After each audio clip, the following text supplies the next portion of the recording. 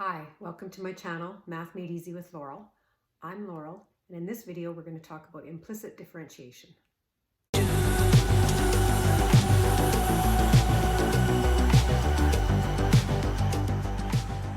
So before we start with implicit differentiation, I just want to review the power rule. And we wrote the power rule as y equals u to the n. And we said the derivative is n times u to the n minus 1 times the derivative of u, understanding that u is a function of x. I want to rewrite this rule without having a y in there. So at one point I talked about different notation that's used for derivative, and I'm going to use one of those other notations to show this rule. The way I want to do it is I'm going to say d of u to the n dx.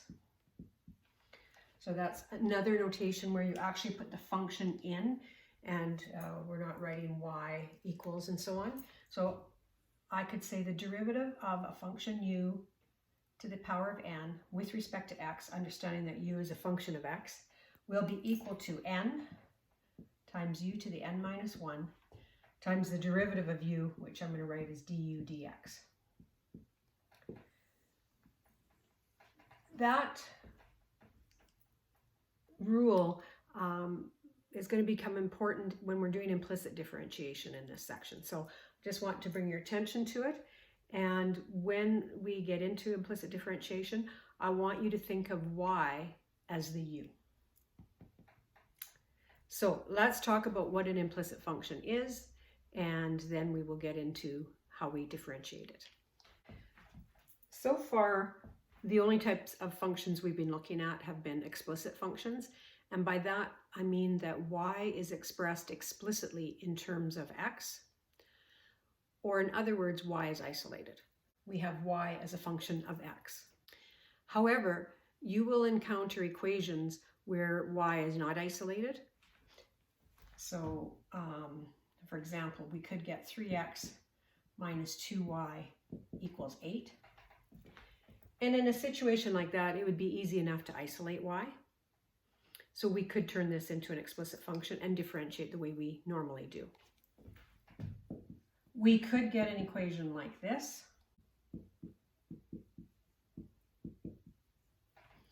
Where we could isolate y, but we would have two functions because y would equal the positive and negative square root of 9 minus x squared. So we actually would have two functions when we isolated the y, so we'd have to either differentiate the two functions, or we would have to differentiate this implicitly by keeping it as an implicit function. The third option is that you could have an equation such as this where you're not able to isolate the y, but you're still expected to differentiate y with respect to x. I want to talk about how we can differentiate functions or relationships that are not explicit. We don't have the dependent variable defined explicitly in terms of the independent. We can't isolate it. So let's get started. And whenever we're doing these, because we're differentiating y with respect to x, we need to think of y as a function of x, just like we think of u as a function of x. So we're going to be using this rule whenever we differentiate a term that contains y. Let me show you what I mean.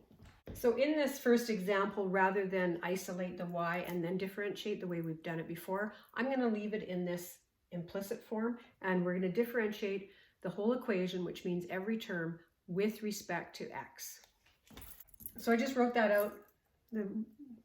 The procedure is to differentiate both sides of the equation, which means every term in the equation, with respect to x, understanding that y is a function of x. So for example, when I differentiate 3x with respect to x, I'm familiar with that. The derivative of 3x is just 3. But when I come to this term, we're not differentiating with respect to y, so the derivative is it's not simply 2. It's going to be 2 times the derivative of y with respect to x, so that's dy dx. Equals a constant by itself is 0. We want to isolate our dy dx term, so we're going to add it to the other side. And now we're going to divide by 2.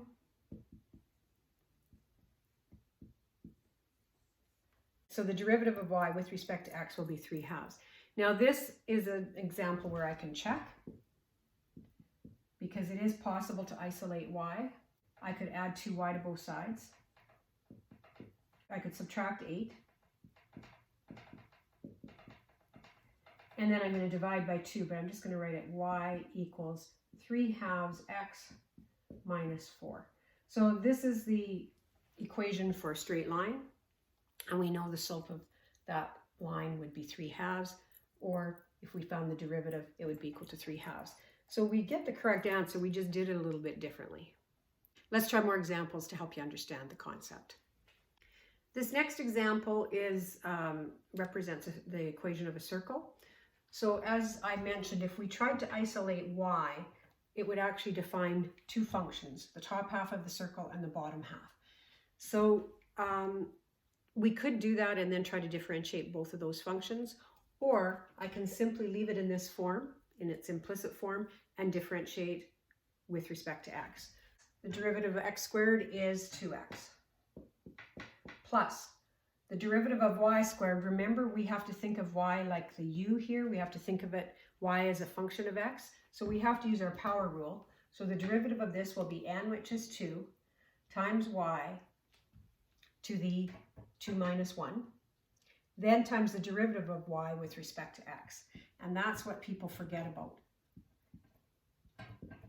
So the derivative of y squared isn't just 2y, it's 2y times the derivative of y with respect to x.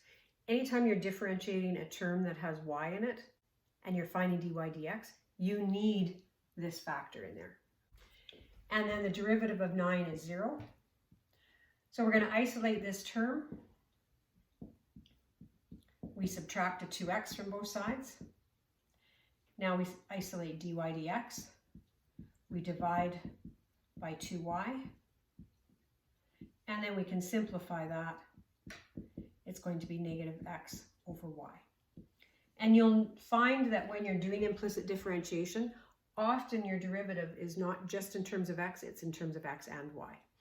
The reason for that is if I said, find the derivative when x is equal to 1, well, there's 2 points on that graph where x equals 1. So the slope of the tangent line here would be different than the slope of the tangent line there.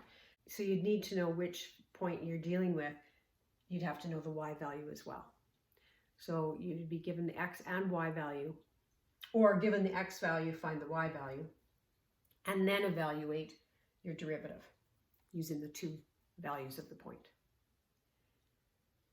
Let's try some more. In our next example, we don't have the option of isolating y, so we have to differentiate it in the implicit form. So we're going to start off with taking the derivative of both sides, which means taking the derivative of every term on this side and taking the derivative of that. So they might state find dy dx, but if they ask you to differentiate and you're working with y's and x's, you're just going to assume that you're differentiating y with respect to x unless they state otherwise.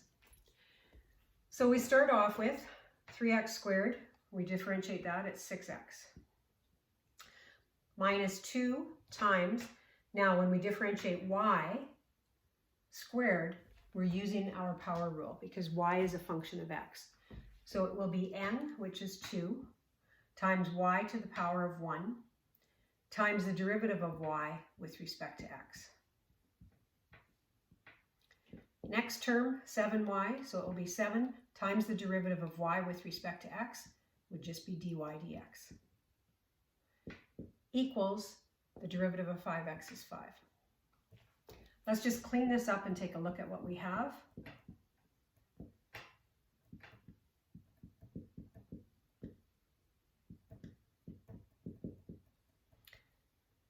You could have gone straight from here to here. I just wanted to show you in great detail what I was doing. Now we're asked to solve for dy dx. It is in two different terms. We need to rearrange the terms so that dy dx terms are on one side of the equation and any other terms are on the other side. So I'm just going to change the order and write this 7 dy dx minus 4y dy dx. And I'm going to subtract a 6x from both sides. So I just moved that term over And I just wrote these in a different order because I don't like my leading coefficient to be negative. In order to solve dy dx, we have to factor it out of the two terms. I can't isolate it by moving this term over and then dividing by 7, because you haven't solved an equation if your unknown is in the solution for your unknown. So what we need to do is factor out dy dx. When we factor it out of this term, we're left with 7, minus, when we factor it out of here, we're left with 4y.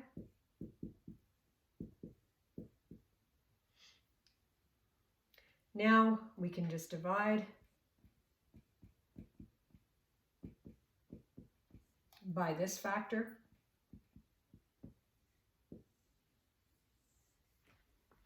And that would be the derivative.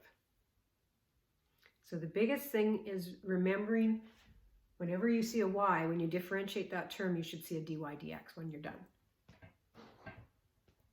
The second thing is if your dy dx is in more than one term, get all those terms together on one side, everything else on the other side of the equation, factor it out, and then you can divide by that factor. Let's try another one. Our last example has some fractional exponents. So we proceed exactly the same way that we have. We're differentiating with respect to x. So the derivative of x to the 3/2 will be 3/2 x to the 3/2 minus 1, which would be 1/2. Plus, we differentiate y to the 1/2, but remember we're using our power rule. So it will be 1/2 y to the 1/2 minus 1, which would be negative 1/2. Then we multiply by dy dx.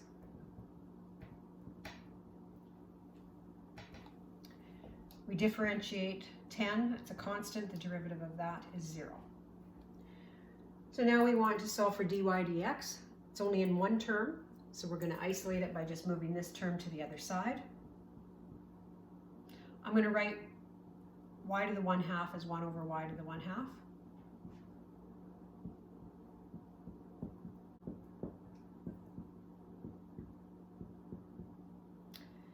And that I can express as 1 over 2y to the 1/2.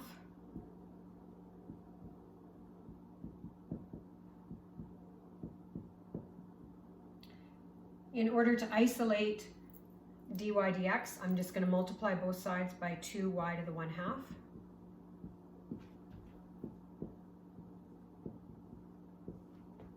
When I do that on the left-hand side, it will cancel, and I'll be left with dy dx. And on the right-hand side, the 2 will cancel, and I'll be left with negative 3 x to the 1/2, y to the 1/2. So that would be the derivative of y with respect to x of this particular function. I'd like to do some more examples of differentiating implicit functions, because some of the questions that you may see will get more complicated than this. So I'm going to do that on the next video. In the meantime, make sure you practice with these types of equations and get comfortable and competent in this technique. And then when you're ready for more of a challenge, take a look at the next video. Okay, take care and see you then.